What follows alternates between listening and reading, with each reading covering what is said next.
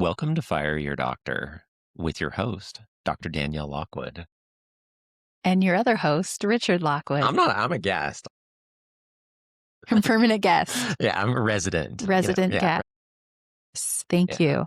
We were talking last time about how you're like my foil in these episodes, which is that's okay. I'll take it any way I can get it. There's other types of foil. Like everybody calls it like aluminum foil or tin foil, but there's other types of foil. There's like gold foil. Okay. That would be better.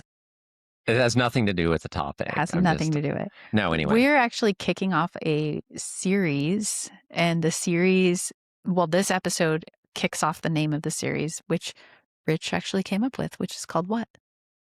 Oh, I don't know what it's called. I just made it up. Oh, Reclaiming the Bedroom. Yes. So I would say if you have little ones and you're listening to this in the car, we're not going to get too explicit, but these topics are more adult topics. So maybe have them go away for the next few episodes and put your earbuds on or whatever you listen to. Yeah, I wouldn't say there's anything really phones. graphic, but yeah. But we're going to talk about the nitty gritty of maybe what's sabotaging your sex life, exhaustion, distraction, disconnection. We're going to go into some science. We're just going to break down the topics and all about hormones and all the questions that we get. This series was actually developed because of a demand from our podcast listeners who really enjoyed our first talk on intimacy and wanted to know more. And we're really happy to hear from married people.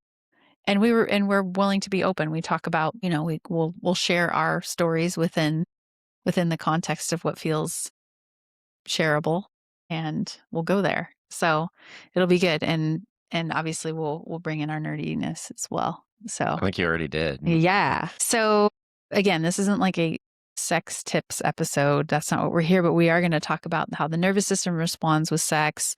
We're going to talk about covenant intimacy. We're going to talk about hormonal truths, emotional maturity, modern distractions, and spiritual alignment. So it's more, when people come in, they want their hormones fixed. They usually want their hormones fixed because they want their desire fixed on some level, and they want to feel youthful, and they want to feel good, and they want to feel like their old self, right? But there's so many pieces to that puzzle.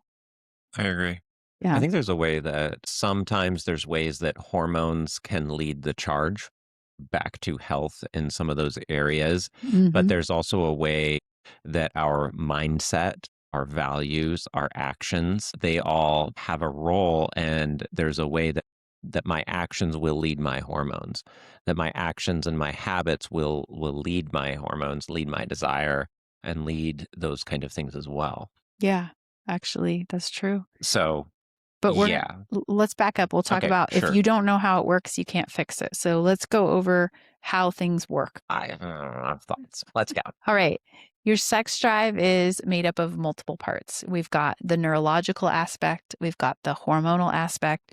We've got a psychological aspect. We've got the relational aspect, and we've got the spiritual aspect. How many of those things are conscious? Many are not. Right. Most are not, actually. Well, and this is actually something that I feel is part of the problem. And maybe it's a little bit off topic, but no, like part of the problem, I think, is that we have our rational minds and what society tells us we're supposed to want and how we're supposed to act. And then we have these desires that kind of get pushed to the unconscious. And so it's like, well, I'm told that I'm a strong, independent woman and I don't even need a man at all. And yet I have these desires that kind of want some of these things. And so that can even cause a problem where it's like your unconscious biology, your hormones and everything in you is driving towards one thing, but your rational mind is driving towards something else. Yeah. So for men, we'll see how testosterone, and we have, again, this is like a 5-part series. So we're going to just do a flyover right now, but we're going to get into details. For men, testosterone influences desire, but dopamine, so that hormone that let's start like, what's dopamine? Dopamine is starting to be kind of a household discussion topic around like, well, you're on social media all the time, and so your dopamine is getting activated. And so, but what is it? It's easily there's different hormones, but it's a pleasure hormone. So it gives a feedback loop to make you desire to do something else. It also is very Pleasure with motivation. pleasure with motivation. It can also be pleasure and relaxation. I would say there's some other hormones that would kick into that too. Satisfaction. Satisfaction. You get a dopamine hit by eating something that tastes really good. But I would say that dopamine is has to do with exertion, investment, and reward. And so the problem is, though, that what you run into is that, like, say, like 500 years ago or 1,000 years ago, I'm a human living my life, and to get something like chocolate cake or even say like a honeycomb, that might require weeks, months, even years of effort to get a honeycomb, a whole honeycomb. And now, unfortunately, and so then I eat that, I experience that physical pleasure, but it's also the satisfaction of like, I finally got the beehive going, or I didn't get stung to death by raiding this hive or whatever it was. But I put forth effort and intention into getting this honey, and now I've got that reward. Where unfortunately now, like the market is kind of a global market where honey, I could just click on my phone and get honey delivered to my house within an hour. And so Mm-hmm. you were talking about chocolate cake and like things like that. Whereas, let's look at relationships. In the Bible, Jacob worked for, was it Laban or? Yeah, Laban. Yeah, he worked His for father-in-law. years as almost kind of slave labor to kind of like win Rachel's hand in marriage. And then he got double crossed, and that's a whole thing. But he was, for say, like that kind of satisfaction or like kind of getting the woman of his dreams took like years of his life and effort. I think it was like 7 years. 7 years, but then he double crossed him and then tried to like get Yep, him and Leah then instead. And so it ended up being 14 years to 14 get Rachel. years to get Rachel. Yeah. Right. But the point is that, and that kind of follows that honey, or that, that other kind of pleasure reward of eating, is that in years past, it was like, you want to get the girl of your dreams. It's like, okay, be prepared to work for 14 years. Now it's like, you want chocolate cake, you want the girl of your dreams, you want anything. And it's like the internet is ready to at least give you some kind of simulacrum of that pleasure delivered to your house anonymously, almost for free. Simulacrum. Like a simulacrum is Yeah, like that is a really big like, SAT word. thank you.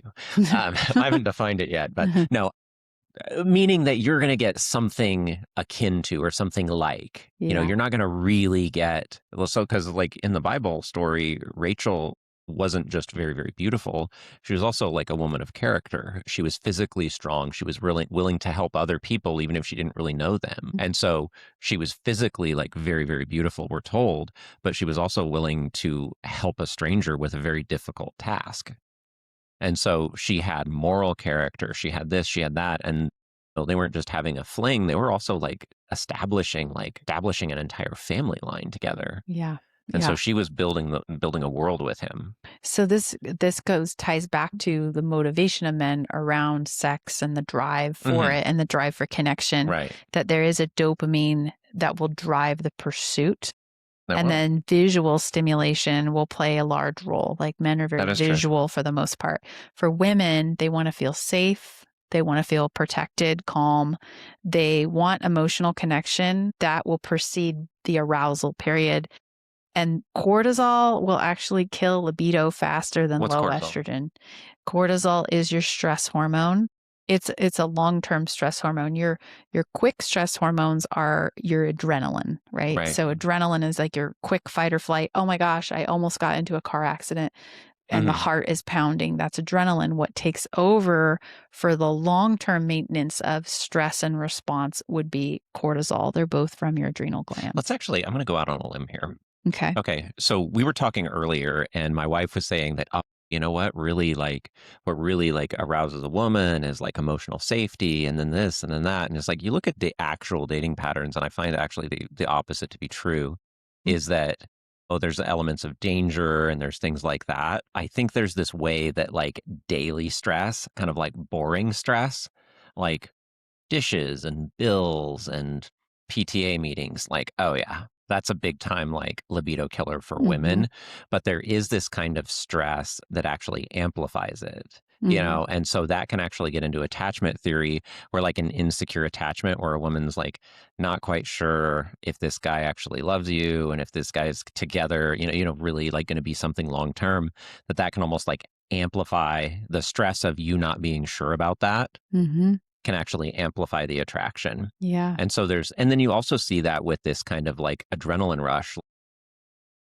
They'll get like a survival bond or like a Mhm. trauma bond where it's like we both were like, survived a plane crash or something together, and next thing you know, it's like boom, that kind of fuels this really like intense like emotional kind of connection. Yeah, even if it doesn't logically make sense. Right, because it's like, whoa, we got something together, and it's like there is this kind of way that it's like if we just survived something, it's like, well, we better pass our genes on because life could be really short. Yeah, so there's the neurobiology taking Hmm. place there. But I would say the chronic, daily, kind of like boring stress. So it's like the adrenaline comes in, but then if you have adrenaline up forever, all of a sudden cortisol has to ramp up to match that Mhm. adrenaline. Mhm. And so maybe the adrenaline that fueled your initial attraction will also result in that cortisol hangover that just kind of kills it for you. Yeah, and then you'll be in what's called an adrenaline dominant space, Right. which then suppresses, as we go into here, exhaustion, the silent killer of intimacy. Chronic stress elevates cortisol. Then cortisol will then compete with progesterone, suppress testosterone, disrupt the thyroid, Hmm. and lower the dopamine. This is almost like that. I wonder, like, I don't know if this is directly connected, but there is this kind of thing. Like when you get it, we've talked about attachment theory, where there's like three major attachments, like that humans can form. Mm. One being secure attachment, where it's like, I love you, I've always loved, love you forever, and let's just be together, and that's just the way it is. There's insecure attachment or anxious attachment, where it's like kind of a I'll love you forever, but there's also this element of like, please don't leave me that can lead to kind Mhm. of self sabotage in the relationship. Yep. And then there's also the avoidant pattern that's going to be like, They like the chase, but once I they want the get, adrenaline dump. I want the adrenaline, But as but soon as as soon the as they, adrenaline dump's over, yeah, then they start finding flaws with that I person. just got to get out of here. I got to get out of here. Yes. But I wonder if that's almost like this kind of related to this cortisol pattern. Sure, because we learn, I mean, without it being sexual, like we learn intimacy from the way our parents are with us. Are they Sure. consistent with us?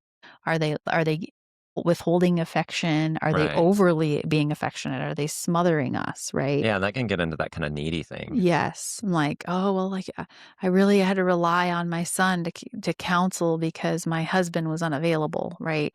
And so you get into these very unhealthy patterns with that Yeah. too, and then the son has learned to sort of tune out what mom is saying, and, well, Hmm. guess what? He starts doing that within a relationship where if somebody tries to get too close to him, he feels like there's a boundary that's been violated, like an Right. intimate, again, not I'm not talking about abuse situations. I'm talking about just normal attachment versus an abnormal attachment that might occur with a Right. parental Well, that's figure. actually even especially relevant with the increasing prevalent of single parent homes, where Yes. it's like it's tough to be everything. Mhm. And so you will see those kinds of patterns start to develop unintentionally. It's not like the mom or the dad like tried to be emotionally unhealthy towards their children, but it's really hard for one parent to kind of be everything and also be available in the right way to their children.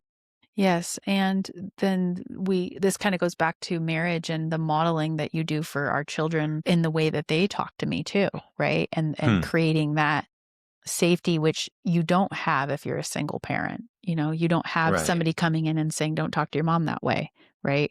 And that goes back up to like I find that to be also very attractive when you do Hmm. that because it's like that protection Hmm. and that I'm being valued by you, Yeah.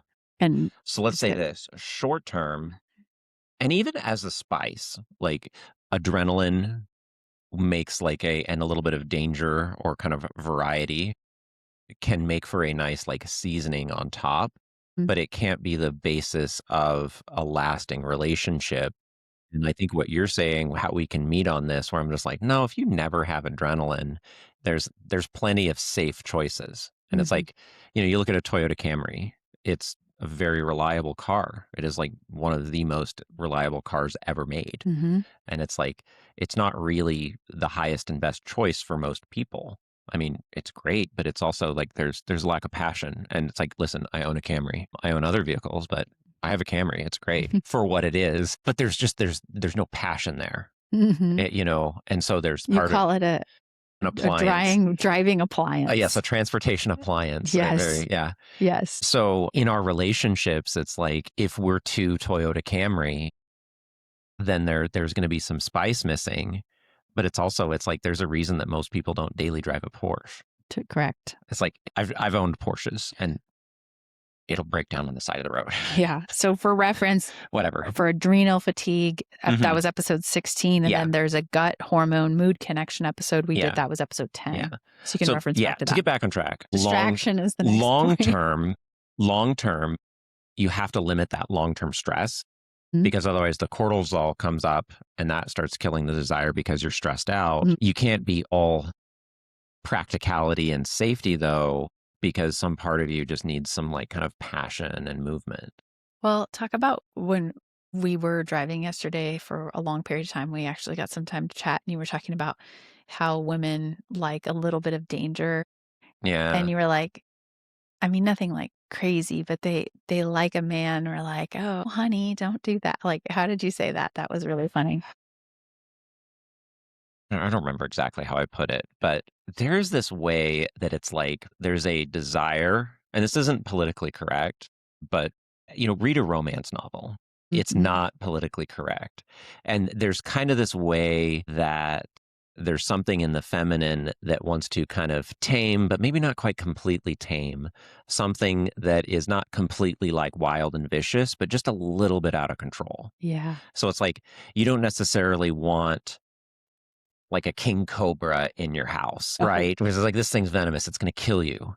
But like there is something about say like a wild horse. Mhm. And you look at like women and horses and there's something there because Mhm. like here is this like strong kind of animal, but there's kind of a symbiotic relationship between that horse and rider. And it's kind of like, you know what, horse, I'm going to take care of you. I'm going to brush out your fur and like you're going to feel good. Mm. And like I'm also going to like, kind of like use you as a means to get somewhere in my life. And to like you're going to together you and the horse experience like speed, movement, power, freedom. But you never completely control the horse. The horse is gonna horse. Yeah. And so I think there's this way that the feminine wants to be kind of on that edge between like, kind of control and chaos. And that is really going to be where that desire is because it's just like if you realize that the horse is like just evil and wicked and it's going to like buck you off and you're going to get severely injured, it's like this ain't going to work. Yeah. But there's also this way where a horse can just get so tame and broken that it's just like, I've been towing this cart, aka work, for like 12 hours a day, every single day for the last 14 years, and I just ain't got the heart to gallop anymore. Yeah. And that is also a thing. Like if the horse just gets completely just too tame, Yep. or if the horse is like, I put in my work today, I'm going to go sit on the couch, This is well, then that's very unattractive as well. yes. And so it's like you've got to have enough wildness in you to like really speak to the feminine. Yes.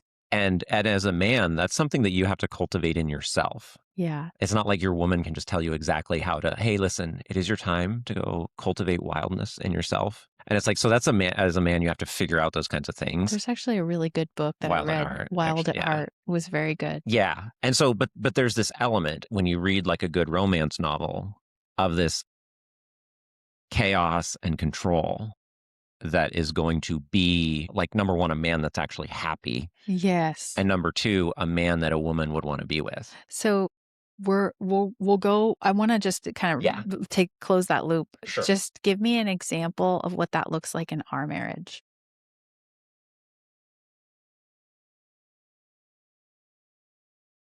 There's stuff that I'll go do to be with you, but that I wouldn't do on my own. Mhm. And it's not the center of my life. You know what I mean? Like I like building things. I haven't been as involved lately, but I have about 15 to 17 years in motorsports. So racing cars, on-road racing, off-road racing, rallycross, Mhm. stuff like that. I like guns and things like that. So Building. so part of my taming or the wild thing is that you are very adventure-y. Like you like action To a point, sports. You like go out, but that it's done within a respectful way within our marriage.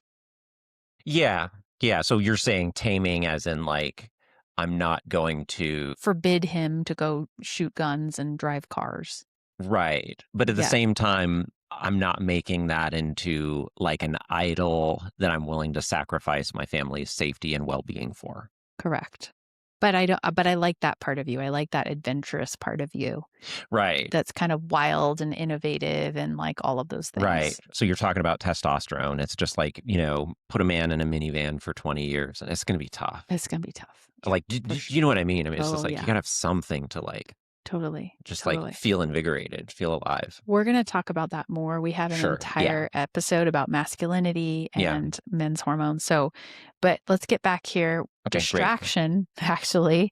And Okay. it's the third partner in the marriage. And this is things like phones in bed, late night scrolling, kids' sports schedules, Netflix marathons, pornography, Right. overcommitment, right? You know what we were talking about before this episode went live, and she was like, you actually, no, let's talk about this on the episode. But like, I would put a subset of pornography that I would call lifestyle pornography. And this Mhm. one's for the ladies It's for the because it's like, whereas ladies. it's very overt in a marriage to say, like, for my wife to tell me, like, you were married to me and we're exclusive. So like, please don't look at pictures or videos of like naked women. Like, okay, great. That's very overt, but for the women, it can be a lot more subtle and you can almost get into, and this has to do with like both scrolling social media, phones and stuff like that. But it's almost like this lifestyle pornography that where it's like, yeah, you start scrolling on Instagram and there's like, my husband brought me breakfast in bed 3 times today already, Yeah. and he makes $1 million a year, and he's 6'5" and Yes. handsome and, like, Yes. works out every day and Didn't has even know you could have breakfast 3 times a day. you But it's now that because you I've can't. watched it on this Yeah, social media, yeah, I am and so we can get convinced. this idea where, basically other people are putting up this kind of either puffed up or completely fantasy Yep. reality Yep. of, like, what women should expect in a marriage. It's like, my man is some kind of superhero, and it's like, okay. Yeah. And so, and our house is huge and we're always taking vacations and we're doing this. And so there's Yep. definitely like a lifestyle pornography that can begin to make real life just not quite shine. Yes. And then you're into that comparison train. And that is a commandment to not covet what your neighbor has, Oh, yeah. to not Yeah. covet this Well, thing. her husband is Yes. something and mine isn't. It's the highway to Yeah. low self-esteem for sure. Oh, yeah. And then And the comparison yeah. trap. And that would be kind of a similar path to, say, like a man looking at pornography, where it's like, there's always going to be more beautiful women doing crazier things. And like pretty Younger soon, and and like, it just gets crazier and crazier. And you can end up in a point where the very good gifts that God has given you, you can't even really enjoy anymore. yeah. And then just in the brain will adapt to novelty, right? Right. And so it likes the novelty and it's constantly in search of This is this that like dopamine. dopamine hit. And then you get a high dopamine hit Mhm. every time your phone pings you, you get a dopamine hit. Who's calling me? Oh, Yeah. wow. And then what happens is you then get a lower response to real life connection. Like real life connection seems boring. Have you And seen young people pay attention to this? Like, start people watching, like young people on a date together at a nice restaurant, and they're both just scrolling the entire yep, time. looking down at their phones and just Yeah, like the not neck. even You're making. gonna be adjusting people's necks in the 30 crowd. I'm gonna have business for a long time for Yeah. sure. I don't want that, but that's true.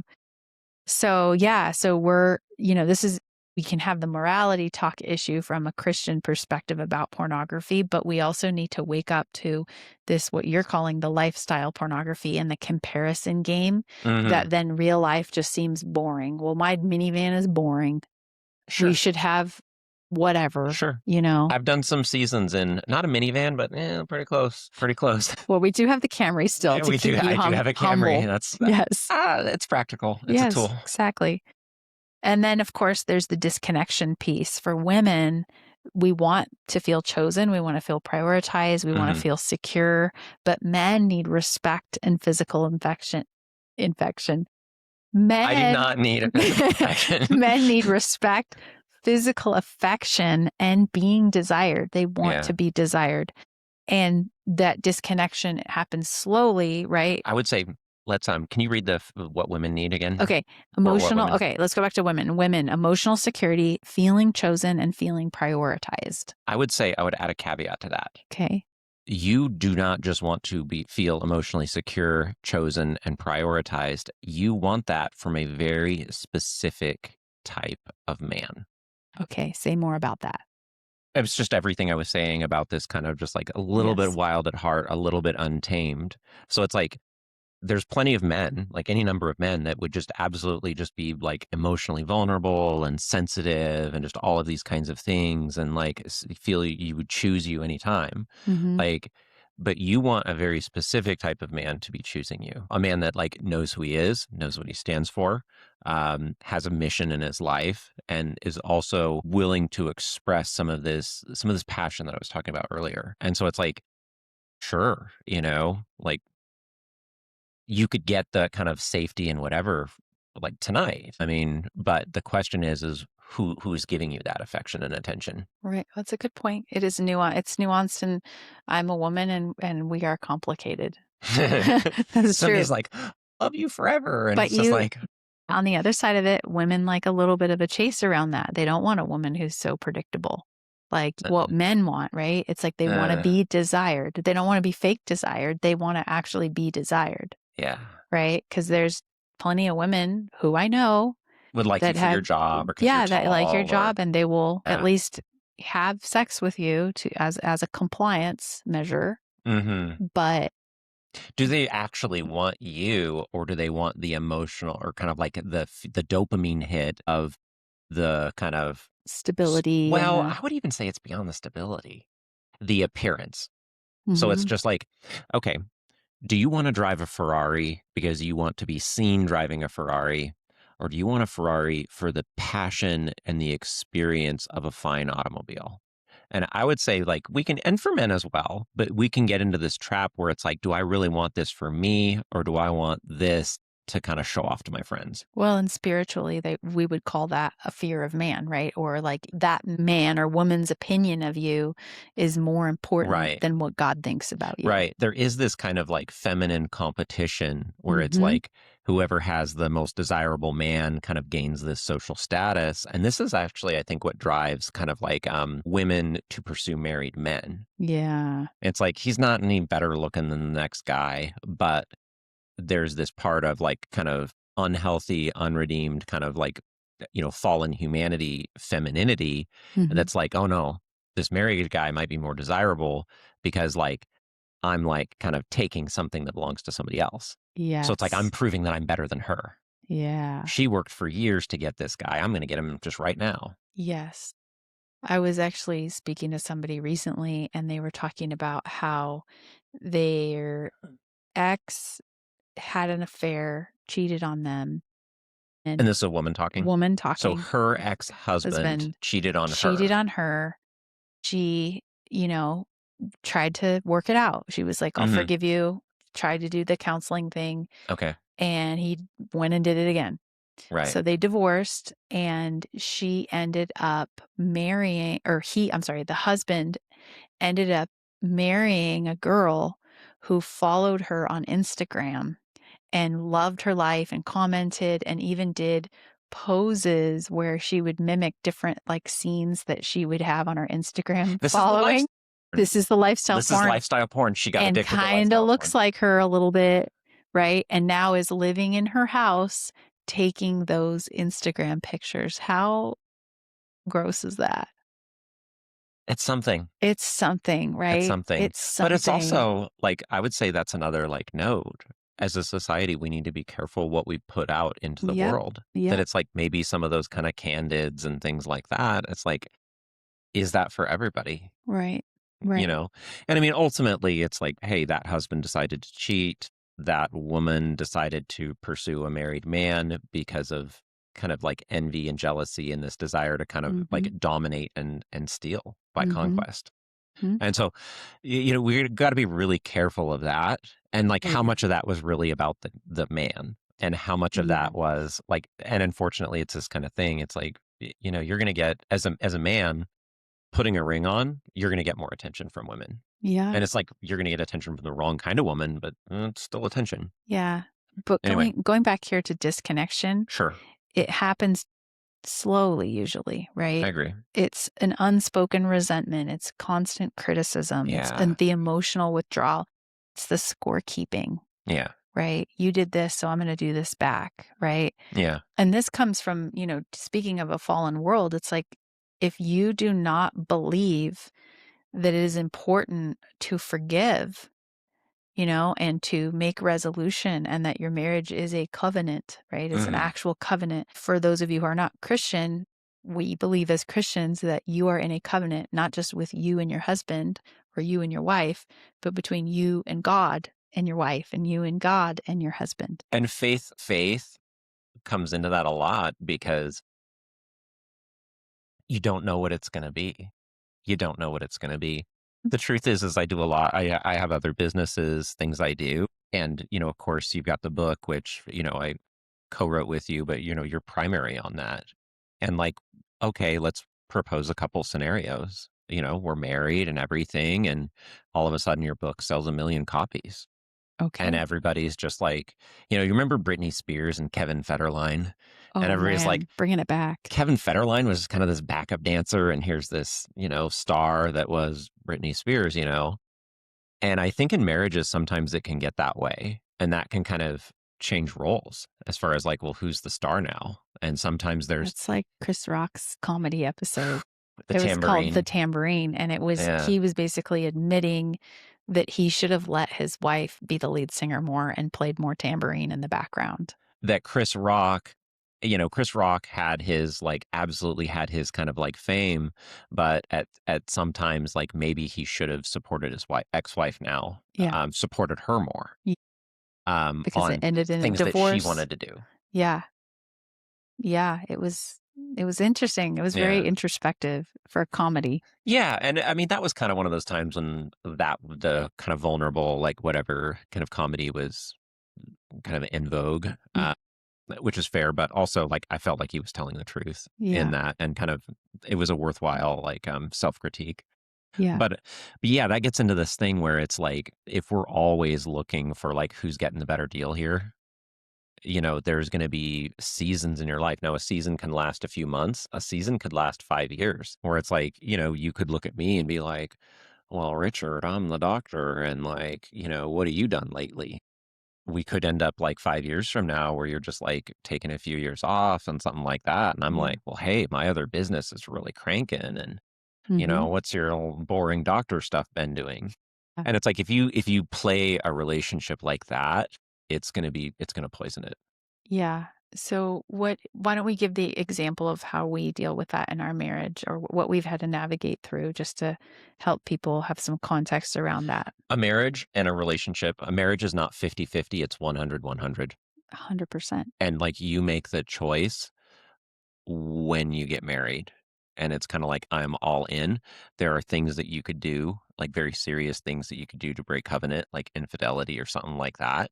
Mhm. Other than that, it's like, buy the ticket, take the ride, Yeah. and it's like there's times that an outside observer or, like a mother in law or somebody like that could be like, well, what's Richard done lately? And oh, well, or from the other side, well, she just thinks like blah, blah, blah. And it's like, yeah, like people are going to talk and Mhm. things are going to look a certain way on the outside, you know? Yes. And being married to somebody who's a physician and everything, and me being like a husband and in kind of Christian circles where it's like, oh, well, you're the head of household and you're the provider. And it's like, yeah, and sometimes you're just married to somebody that's famous.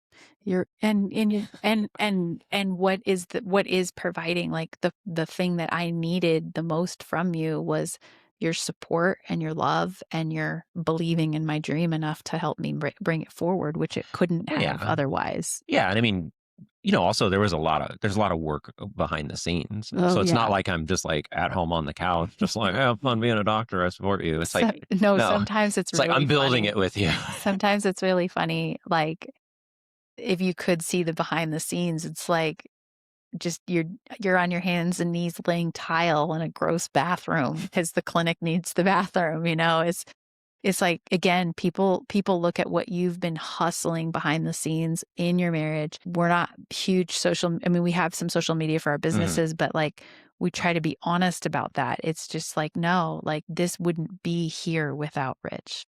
Like Yeah. there would be no Dr. Danny without Rich. It just wouldn't. I mean, technically I was a doctor when we met, however, but in the sense of like the way that it is Yeah. and the way that Yeah. we've been able to Yeah. grow the company has Yeah. been because of our marriage and Yeah. because of our partnership So together. from day one, I was all in, even if I wouldn't get any of the credit. And Yeah. even like at the end, like we're talking like 12-hour days, 14-hour days. I was at one point when you were pregnant with our daughter Mhm. working full time during the day at a menial job and at night going and actually physically building the Yep. clinic. And Mhm. so it was just like whatever. And at the end of the day, people are just like, so you're a stay at home dad. And it was just like, if that's what you want to think. And it's And like, s but we also had to just be very comfortable with people are gonna say whatever they're yeah. gonna say. And honestly, some of the from the Christian conservative circles, those have been some of the worst commentaries because they're like, "Well, you're a man and what's this?" And it's like, Yeah. And you guys are mm, lining up to have your family see a doctor who's a Christian, but also you're a lot more comfortable having a woman as a mhm, doctor see your wife. So it's like, how are we going to have that both? yes. Yeah. So that's a complicated. I didn't know we were exactly going there, No, but I think but it's vulnerable it's and worth it's saying interesting. because that also plays into which we'll talk about more as we, keep going in this series, but that plays into our intimacy with each other too, Hmm. right? It's like part of it is I have had to learn how to be more respectful of that role. Part of me in the desire circle that we're talking about is respect is really important to men. It's very, very Oh, very important. much. Yeah. And to you, like, obviously, I'm not Yeah. like all men. You, and I know respect is very important to you, but That's I would actually a good say like biblical distinction is yes. there are times when, respect for another man would be disrespect to me. And so you're Uh-huh. just like, "Nope, there's a boundary there. I'm not Yes. called to respect you. I'm Yes. called to respect my husband." Yep. And actually, let's break that down a little bit. So Mhm. there are a lot of women that love their husbands to death, Mhm. but are in that disrespectful to them. Yes. I'll give you an example. So, like, what's a good one? A wife loves her husband, but she doesn't really respect, say, his decision making process, and so Mhm. she'll undermine his ability to make decisions. Kind of like Mhm. that would be like an example of that. And so he never starts the business, never like really takes a chance, and that could be a mix of reasons. Mhm. She could be insecure about fear of financial failure, and so Mhm. it's like, well, you can't take a chance on that. What if, what if, what if? And maybe to a point, she has some things that she's right about. Like, hey, listen, we got to be careful if we're going to do something like this. Let's be wise. And so there could be some truth to what she's saying. Maybe he's like, every week he wants to go buy a new bass boat. And she's like, hey, we've got a 2-year-old Yeah. and we can't afford a new bass boat every 2 weeks. Right. But so there is some like kind of give and take in that. But if she's coming from a place of respect, then it's going to be a lot easier for him to hear that. And so there's this way, and actually there's this way that Can you scoot more towards me? women, Speaking of intimacy. there's this way that kind of talking about bass boats and kind of men making irresponsible decisions. There's actually this cheat code. Okay. Can't If wait a to if hear if a this. woman wants a man to make responsible decisions, and that is complete submission to his will. Let me unpack this because like all of This my is kind of like huge. lady bosses and stuff are going to be just like, what? There is a way that if you tell the man in your life, you know what, I love you and I respect your decision, and myself, the children, our future, and our retirement are all counting on you to make wise decisions. And if you really want to do this, this is your decision. I am concerned about A, B, and C. Yeah. And if this goes poorly, it could really harm our family and our life together. I love you though, and I trust you to make a wise decision for our family. Now, here's what this does. So if the wife So is true. like, I don't want you making any dumb purchases. You bought big tires for your truck and you bought a new gun and now you're trying to buy a bass boat. Don't do that. That kind of puts the woman into kind of this overbearing mother role, which women do not Uh-uh. really want to be in. No. So now they're unattracted to this kind of juvenile and immature like man that is their husband. And then it puts the husband in this mom never lets me do anything cool. I'm going to Yes. rebel. This is terrible. Right. And so it's like both of you are like, he's viewing you as kind of this naggy harridan that is very unattractive to him and won't let him have anything cool. And you are looking at him as this irresponsible boy. But all of a sudden, if it's just like you look him in the eye and you're just like, listen, the kids and I are trusting you. The kids and I are really trusting you to Yep. make wise decisions. And if Yep. this is a wise decision, then like, you know what? I love you and I support you. If this goes well, I love you. If this goes poorly, I love you, but we're really trusting you to be wise. Now, all of a sudden, he has like, I am the king of my domain. Huh. I feel very respected. But also like, ooh, there's nobody to blame but me. I can't blame my wife that never lets me do anything cool. I can't blame this. I can't blame that. This is all riding on me. And Yeah. so it's like basically you are submitting to him, but you are putting him into the position of hyper responsibility. It's true. And so once I'm in hyper responsibility, I'm not in rebellious son mode. I'm in like, you know, Lion King when like the dad like is telling Simba or whatever, just like, you will be the new Lion King. You must fight and be noble and all this kind of stuff. And I'm just like, oh, now I'm in like, I've got to be responsible for this wife. I got to be responsible for these kids. I better make a good decision because she just looked me in the eye and she's really trusting me. And boy, I can't let them down. Yeah. Yeah. It's true. And I might make some mistakes. And then guess what? I'm going to have to repent for that.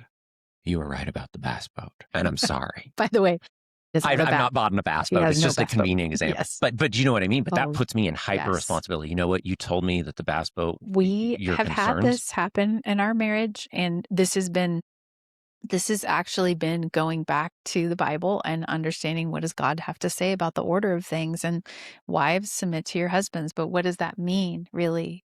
Hey, you know what? It's your call and we're Yep. trusting you. Yep. We're trusting you. You're playing with real money.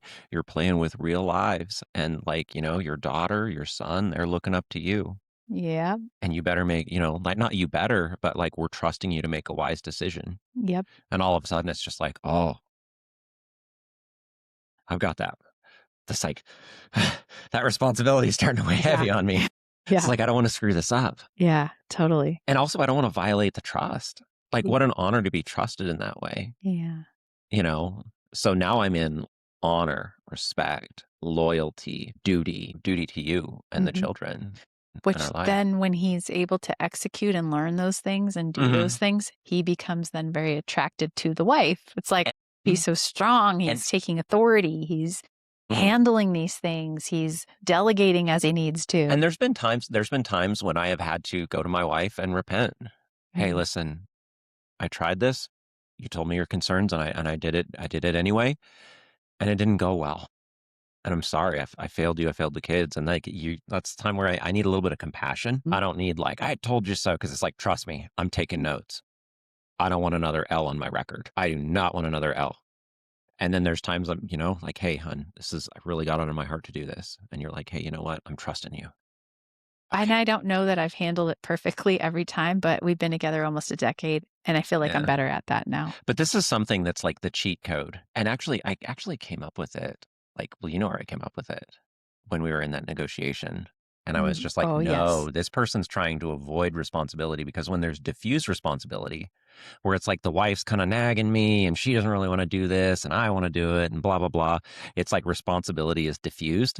And it's kind of like, well, if there's kind of disagreement and discord on it, then all of a sudden it's like, well, whatever, I just did it. Mhm. But all of a sudden, if it's just like, oh, no, this is your decision. Yes. This is going on your record. This is your decision. And if anything happens, it's on you. You know what? Hey, if you do overspend on this, I expect you to fix it. Yeah, I knew what you were talking about. Yeah. I totally Yeah. knew. Oh, you know, but I was like, I'm not saying but this was a situation where we were negotiating with the man "Mm, who was kind of like, well, we better just kind of do this. And like, he wanted it, my wife and I to just kind of sign on for it. And it's like, well, we all just kind of agree this is the safe decision. I was like, no, actually, we don't. And so I put it on him. yeah, And I was like, listen, we've told you our concerns. and we're expecting you. If this is what you want to do, you're on your own. So I can't, We're not gonna back you on it. I'm not going to just kind of back you and, well, we all kind of sort of agree. It's like, no, I don't actually agree. But you know what? Sure, it's your call. If you really want to do that, then you take the lead on it. And this is your decision and not our decision. And all of a sudden it was like, well, I mean, I don't know, because he didn't want to be out in front making that decision. And if it went bad, it was on him. Yeah. Yeah. So That's a it's good like point. submission is putting that man into like hyper Yeah. responsibility Yeah. mode. Whereas I think the world would tell you that submission is you're being weak and you don't have boundaries and you're letting him control your life or you're letting him do this or that. Hmm. And that's not the Yeah. case at all. Submission, godly submission from a woman is kind of like, hey, you want to do cowboy stuff, you're going to deal with cowboy Yeah. responsibilities. And cowboy Mhm. responsibility is like, how about this horse? I've been shoveling manure for a long time, but I got to finish it because I bought the horse. Yes. And so Yep. that's a way of like building over time these masculine characteristics that are going to serve him in life, but also serve your family. So I think that we can see very quickly here that although people might have hormone imbalances, which we Mm, definitely treat and we definitely address the physical aspect of it, it's not the whole story, right? So there's all yeah. these other things that will feed into how those hormones are I'll tell you what, expressed. you want to get a man's hormones like starting to get fixed, start giving him that responsibility and that real feedback in the Oh, world. yeah. And you'll start because you're going to get some losses. But I'll tell Mhm. you what, those losses are going to be like lessons. Yep. Losses are lessons. I love Yeah. that. Losses are lessons.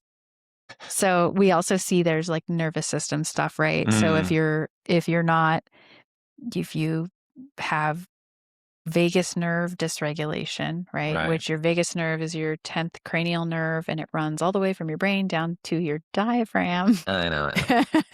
And The it lost it Vegas nerve. it regulates your fight or flight response in the Yeah. body. It regulates heart rhythm.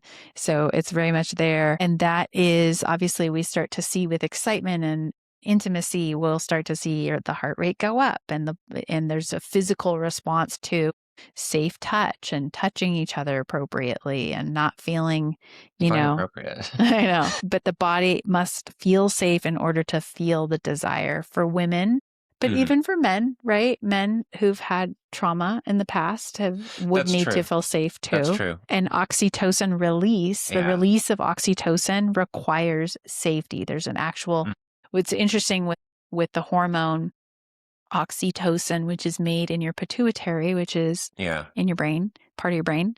And oxytocin is most known for being released when a woman is breastfeeding and they have the Mm, attachment. You need a certain amount of oxytocin to actually have the milk expressed. yeah. And it's called letdown when that happens. And oxytocin requires that letdown. And so oxytocin's also given out when you're trying to have an orgasm, say, and you'll have a release of oxytocin. Why? Because then we want to bond deeper, Yeah. right? We want to build that bonding. So this hormone will show up when we're trying to bond with our baby, when we're trying to bond with our partner, our husband, our wife. I would say And that there's a difference. There is a delta in oxytocin release mhm, for like men and women. mhm, So I would say that like men value sexual encounters based on what they've invested into it, whereas women will tend to experience more of that oxytocin kind of connection, mhm. and men will experience it to a point, but men can have sexual experiences without really feeling a deep emotional bond. Yeah. So this is So huge that's for the something to be women. careful of. Yeah, and so that's why women can invest a lot quicker in most cases than men will, right? Right. Well, I Because of guess that that. depends on like what's so. I mean, to be frank, I mean, there's sexual motivation is very strong. Like visual and sexual motivation for men is very strong. Uh-huh. And so I think there's this way where it's like if a man doesn't really invest a lot in that encounter, then he's not really going to have a lot of connection to it. Yeah. So he could have a very intimate encounter and literally feel nothing. So one of the things to think about if you want to try to build oxytocin with your husband or your wife Hmm. is to actually make eye contact with them, right? Oh, Hello. And it takes about a minute to look and gaze upon each other's eyes, right? And it will start to release some of these things. Okay, so Mhm. oxytocin will then go. Dopamine actually requires an anticipation of something. Yeah, So there must be some sort of anticipatory, like, I can't wait for this date, or this girl's so hot, or what is she going to look like? There's an anticipation. sure. Testosterone actually just requires vitality, right? So it Yeah. requires that you're sleeping, that you're working out, that you Mhm. are healthy, right? Yeah. So keep those things in mind because they all influence how the nervous system and the desire come about. But there's all these other things that need to be in place in Mhm. order for them to be Actually, expressed. I thought of something on like, we were talking about, like, this like, these hormones and stuff, but there's one more to kind of put, like, a finer point on. Oh, I don't wanna do hand motions for the camera. Yes. No, I'll put a finer point on the, women submission and, like, kind of a godly marriage or, like, Hmm. a Christian marriage, a healthy Christian marriage. It's like women are called to submit, but the man is actually called to die to himself. Yep. And so it's like this process of like, "Hey, listen, like, I will back you and we're trusting you." And so Yes. this is where, ooh, if I've got a choice between putting the family in years of debt for something that's just gonna bring me pleasure, it's like I have to die to that desire because I have a duty to, like, serve, protect, provide, and make decisions that are gonna be supporting my family. So my wife and my kids. Mhm. And so that is a dying to self. I want the bass boat. My Yeah, you did it. I want the bass boat.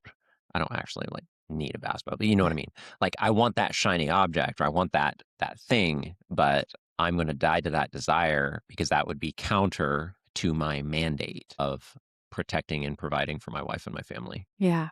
And so when you're submitting to me, you are putting me in that role of like, you are representing and you are making decisions on behalf of this entire family, and we are counting on you. And so then that requires me to die to myself. So when it is in proper order, the way that God laid it out, it Mhm. actually works really, really well. Wife submits to husband, and husband dies to himself.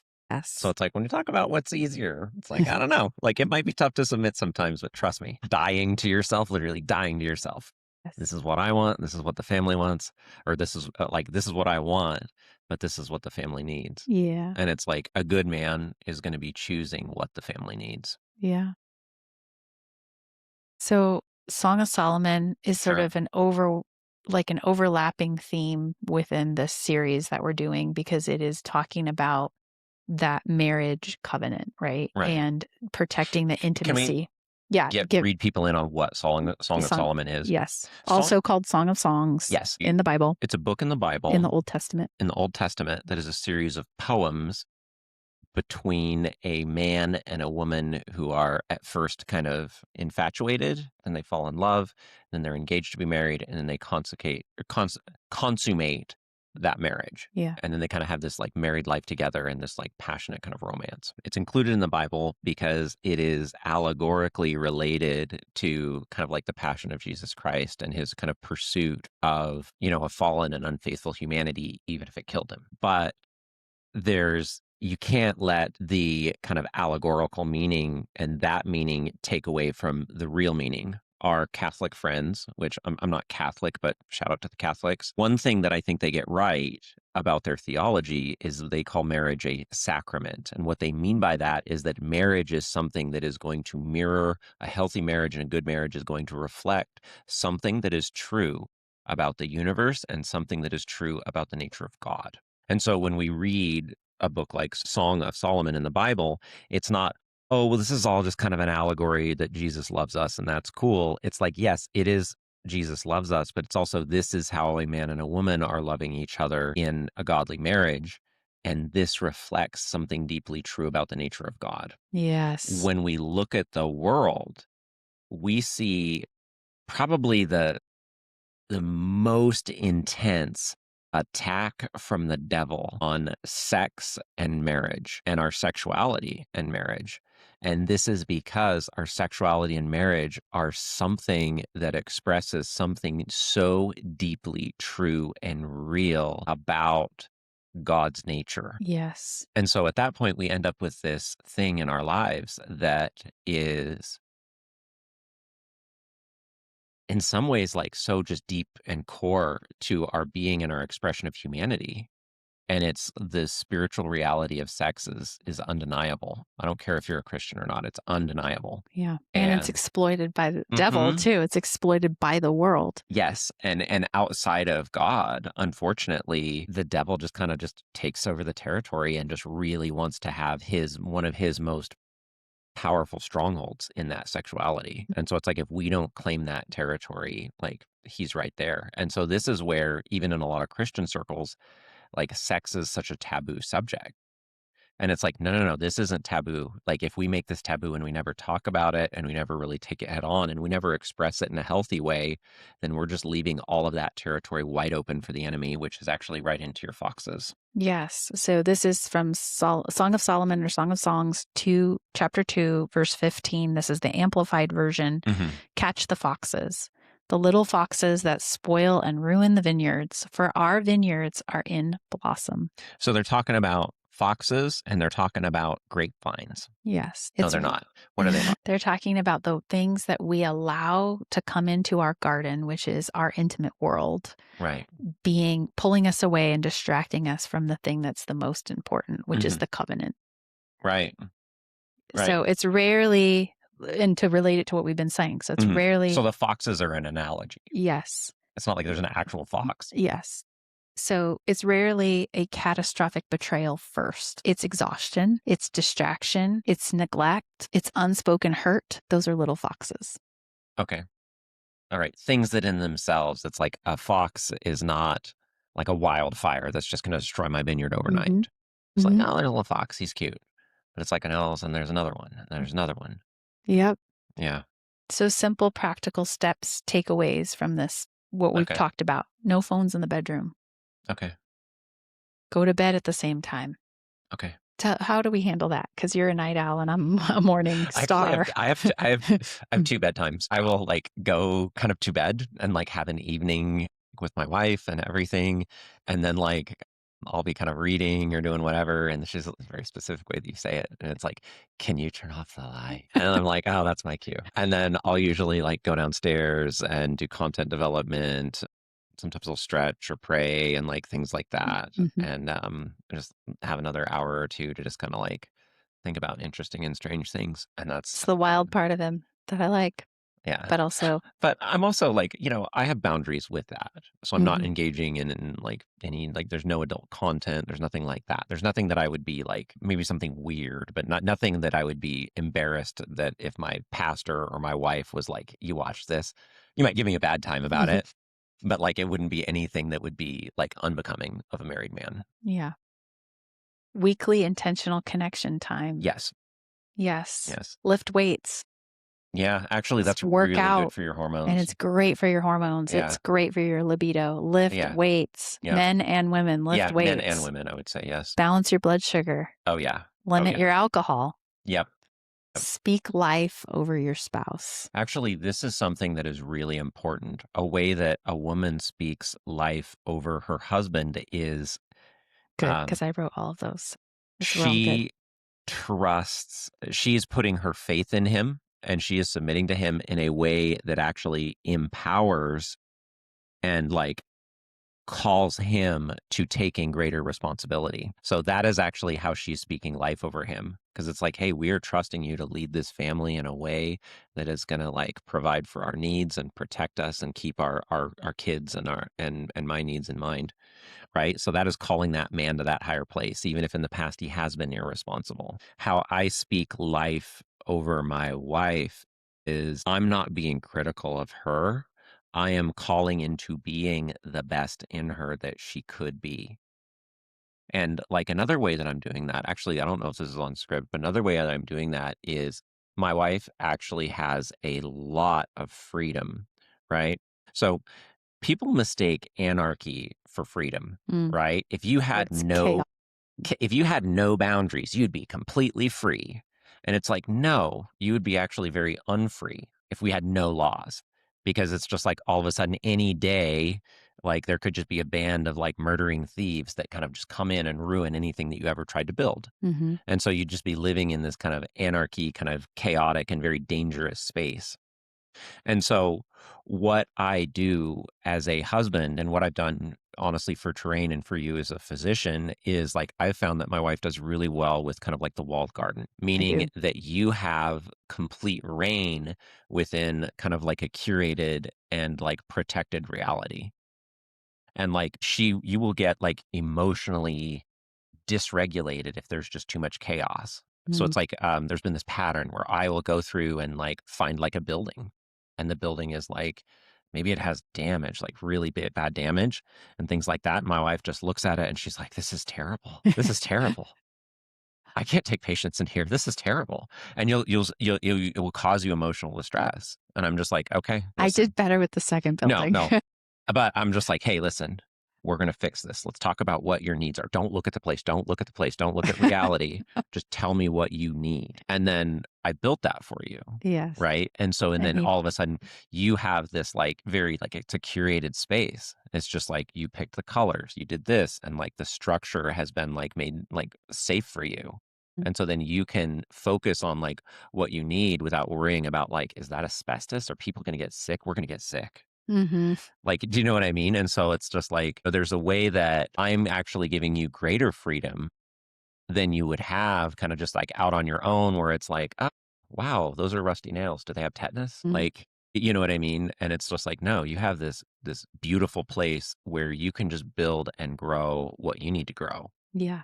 And so And that's that and protection. ultimately live out my calling that God has for Right. me, right? And if you're just worried about like, But in that, respecting your ability to do that and trusting that you yeah, have the best intention to yeah. make that happen. Yeah, and this is the kind of the dance though. Yeah. Like there's a reason that women love dancing, and that's because it's just like here's this man that's like bigger and stronger, but if this dance is going to work, there's a way that I have to be sensitive to you too. So it's like sometimes in our relationship it's just like, "Hey Rich, I know you want to create this like walled garden for me, but it's just like if I can't if I don't have enough space for me to be me, then it doesn't feel good. But at the same time, if I'm just like, hey, later, the clinic's doing great. I'm not gonna show up. You don't even need me.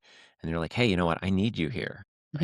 I need you to give us some structure. Yeah. And so there's that balance. Yeah. That's true. Marriage is not a contract, it's a covenant. Mm, Ephesians 5:31 through 32. You want to read that one? This is sure. amplified as well. Okay. So is my mic. For this reason, a man shall leave his father and mother and shall be joined to his wife, and the two shall become one flesh. This mystery is great. Intimacy is not Intimacy is designed, not accidental. Modern culture fragments what God designed to unify. That's really good. Yeah. Yeah, this is something that I've thought quite a bit about and that We've talked about it a we've lot been too. very intentional in our Yes. marriage about it. So, Yes. Yeah. okay. Well, Well, thank you. That's a wrap. yeah. Episode 36. Yes. Thank you for joining us, and we will see you on the next episode. Bye.